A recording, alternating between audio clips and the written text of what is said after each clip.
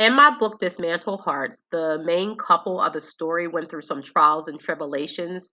They had to fight their way through their struggles, and at times, what they faced seemed impossible to overcome. You will need to read the book to see if they made it to the other side, and if so, what they did to get there. When in your final moments to break through, you can feel it in your spirit when the ending of a hard or difficult season is near, or a major shift is about to occur in your life. You may be aware this moment is approaching because God may have spoken this to you even.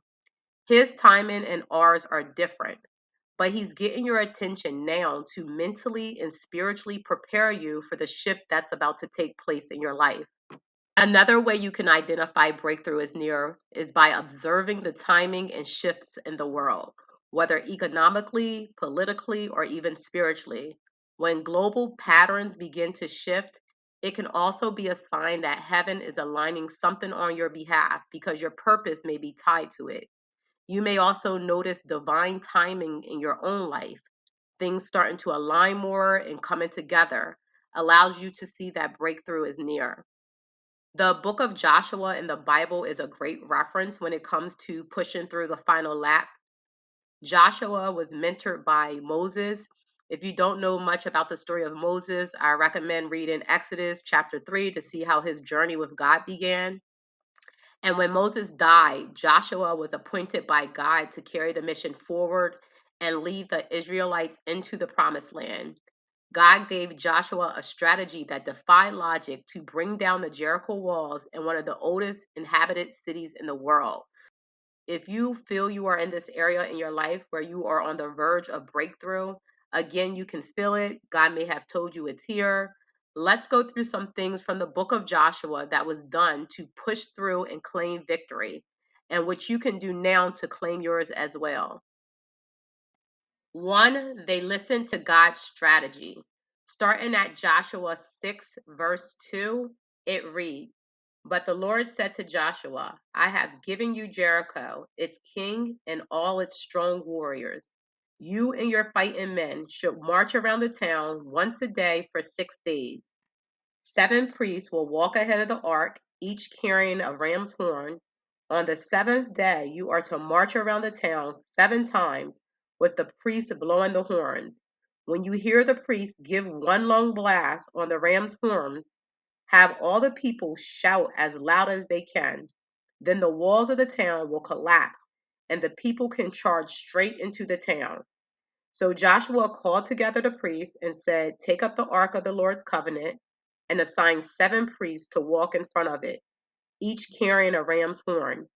Then he gave orders to the people, March around the town, and the armed men will lead the way in front of the ark of the Lord. After Joshua spoke to the people, the 7 priests with the ram's horns started marching in the presence of the Lord, blowing the horns as they marched, and the ark of the Lord's covenant followed behind them. Some of the armed men marched in front of the priests with the horns, and some behind the ark, with the priests continually blowing the horns.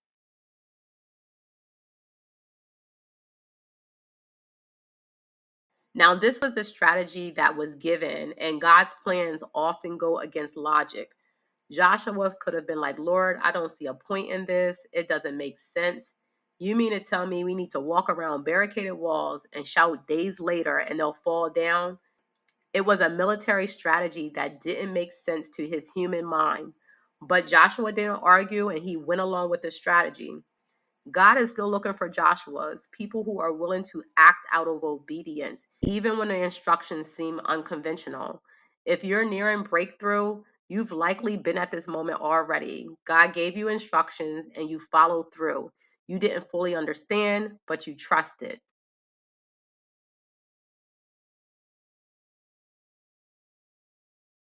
2, they blocked out distractions. In Joshua 6, verse 10, it states, Do not shout, do not even talk, Joshua commanded.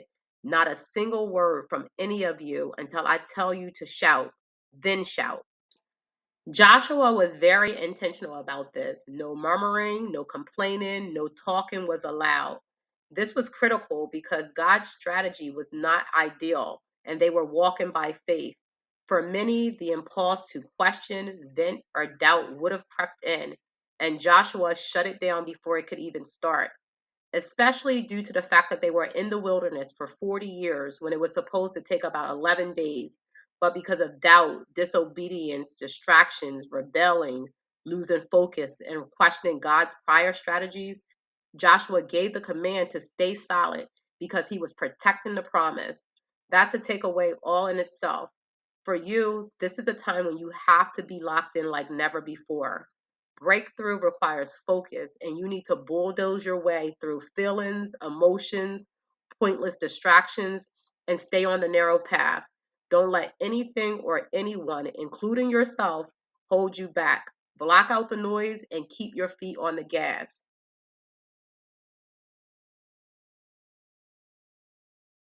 3, they kept walking even when nothing changed.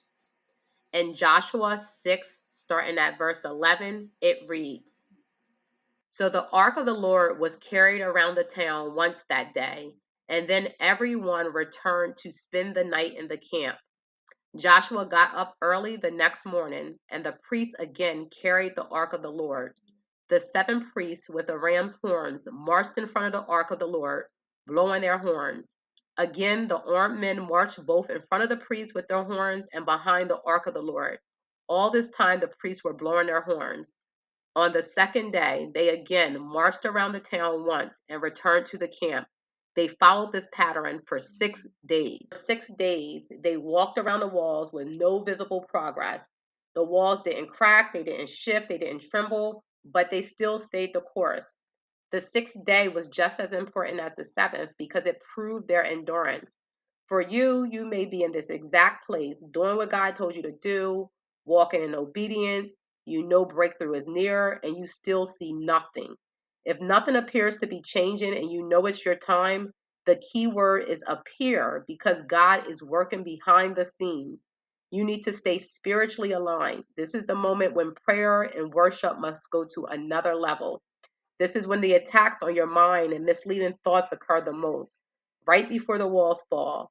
If the feeling of fear and panic feels heavier than usual, it means you need to protect your mind and do that through persistent prayer and worship. Stay anchored in God's presence. It will be your lifeline in this final lap.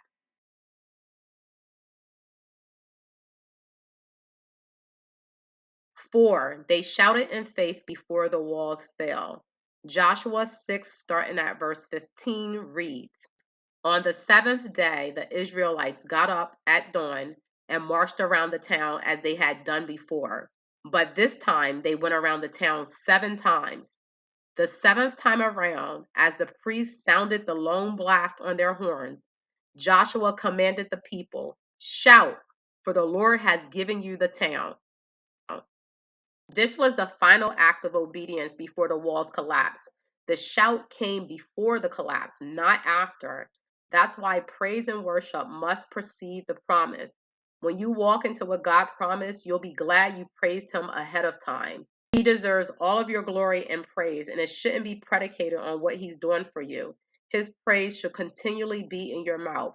Shout, worship, and do whatever else you feel led to do in this final moment because it contributes to the walls falling down, leading you directly into breakthrough. You're closer than you think. The walls are weakening. You're on the cusp of seeing what God spoke.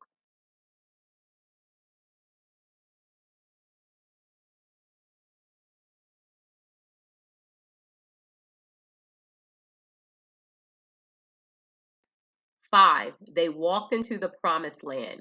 Joshua 6, verse 20 reads, When the people heard the sound of the ram's horns, they shouted as loud as they could. Suddenly, the walls of Jericho collapsed, and the Israelites charged straight into the town and captured it. Finally, you're in lap 7, and the Jericho walls have fallen in your life. Congratulations. This means you stayed the course, you obeyed, you endured, and you shouted in faith.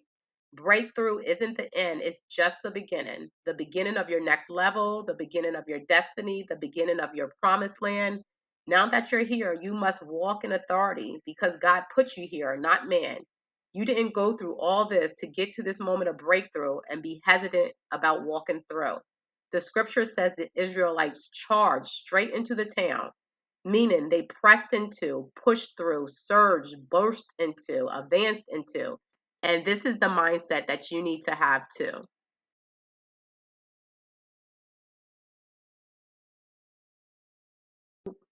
Quickly, I'll go through what happens next, but I encourage you to read it for yourself for more context.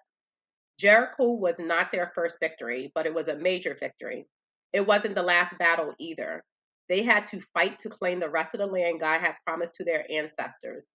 And each battle required strategy, obedience, and total dependence on God. But this time around, their confidence was there because of what they saw happen with the Jericho walls and prior victories before that.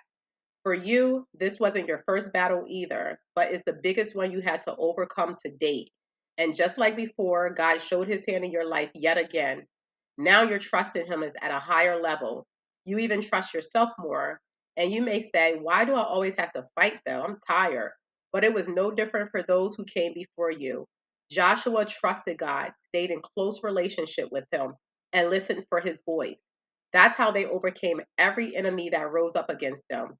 You may have crossed over, but now you're even more of a threat. Why? Because you've done what many others have not, and that's not quit.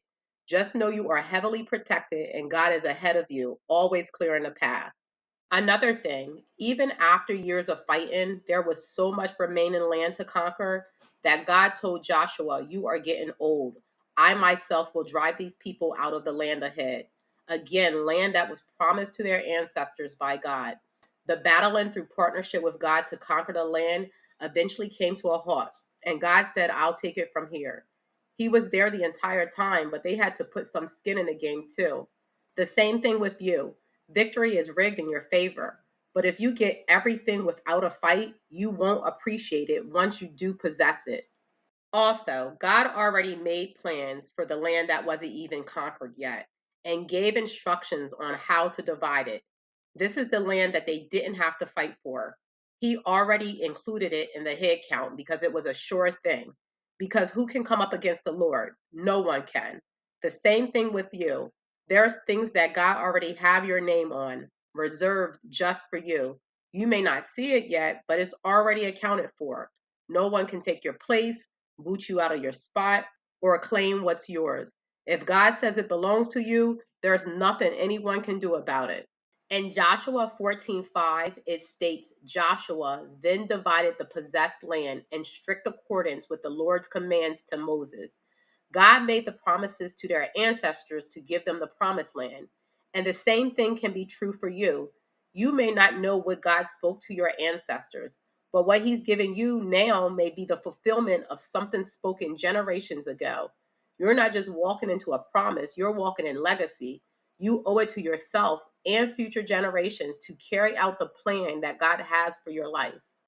Something else to think about. Once the land was divided among the tribes, Joshua chose his town, and the Lord said he could have any town he wanted. He rebuilt his town and he lived there. After a lifetime of service, Joshua finally settled into the land he helped others possess. His journey from slavery to Moses' assistant to leader embodies divine elevation. Joshua's original name was Hoshea, which means salvation, but Moses changed it to Joshua, meaning the Lord saves. This name change showed that God had a bigger purpose for him and marked the start of his spiritual leadership. His life is a blueprint for generational breakthrough. And the same may be true for you. What you're carrying is generational, not just through your own bloodline, but something that others will inherit too.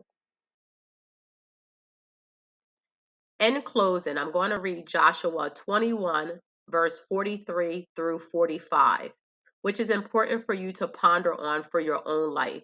Consider this as a personal note to you.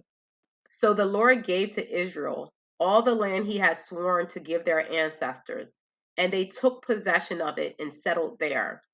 And the Lord gave them rest on every side, just as he had solemnly promised their ancestors. None of their enemies could stand up against them, for the Lord helped them conquer all their enemies. Not a single one of all the good promises the Lord had given to the family of Israel was left unfulfilled. Everything he had spoken came true.